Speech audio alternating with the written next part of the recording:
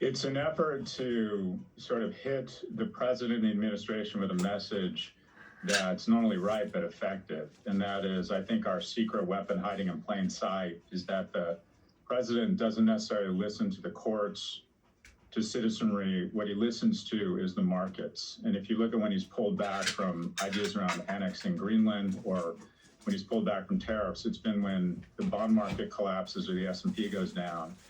And if you look at the soft tissue of the market, it's around big tech and specifically subscription programs that are fueling big tech. And I think, Anderson, I've come up with the soft tissue where we can have the greatest impact with the least amount of consumer interference. And that is maybe going from 2 or 3 subscription LLMs to 1, from 5 or 6 streaming platforms to 1, 2 ride-hailing programs to 1. But I think that the president and the people he surrounds himself with, specifically big tech leaders that now account for 40% of the market, that the best way to send a message is through the markets and specifically through big tech subscriptions by canceling or pausing. Have you heard from any of the CEOs of companies that you're focusing on? I've heard from about a third of them. They're very polite, they understand, and then they go on to say how upset they are about the president's programs, but that they can't speak publicly. And I'm empathetic to that.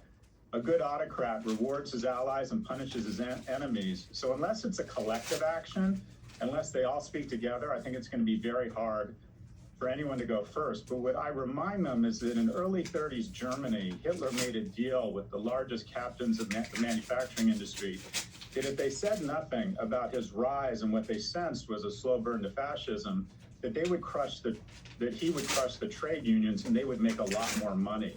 And then when he rose to power, it was too late. And I think that is a decent or an apt analogy for what's going on here. And that is, according to the private text messages I get from these individuals, they do not like what's going on, but they're afraid to speak up. And also they see money at the end of the day. Notice how the tariffs do not affect these companies, that there's been carve-outs, that there's talk of all kinds of loans to backstop the incredible infrastructure expenses here. To believe that it could not happen here is naive to history. These folks are enabling what I believe is pretty depraved behavior, and it is time for CEOs to collectively speak up and say what they're saying privately, explicitly to the markets and to the president. Lastly, President Trump is calling on Republicans to take over control of elections in states that he baselessly claims are rife with fraud. Jeff Toobin was on last night. He said it's not even a close call. It would be unconstitutional. Do you think this is a diversion from, he's trying to divert attention from Minneapolis and other places? Do you think this is a real concern? I can't figure out which weapon of mass distraction is distracting us from what. Is it distracting us from the Epstein files? Is it distracting us from parents shot in the face 3 times, from ICU nurses taking care of veterans being shot 10 times, where their 2nd, 4th, and 10th Amendment rights, or 1st, 2nd, 4th, and 10th Amendment rights are violated within about 15 seconds. So distraction from distraction from distraction. And just on something quite mundane around elections, the reason we have decided to have 50 distinct electoral bodies and different technologies and methodologies for elections is such that we didn't have one system that could be hacked.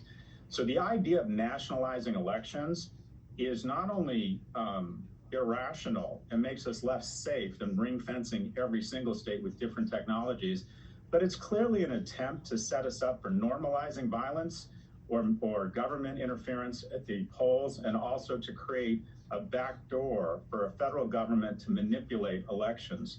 I don't see what this has to do with immigration. So when Secretary Noem, after calling Alex Petty a domestic terrorist and saying he was there to mask federal agents, then demanding the voter rolls, this all sounds very clear to me, Anderson. It feels like slowly but surely a total denial or overrun of our democracy and voting. Scott Galloway, it's good to have you on. Thank you. Thank you, Anderson. Up next, what President Trump said late this afternoon about the Epstein files and how the latest batch has rocked Britain from Buckingham Palace to the House of Lords. We'll be right back.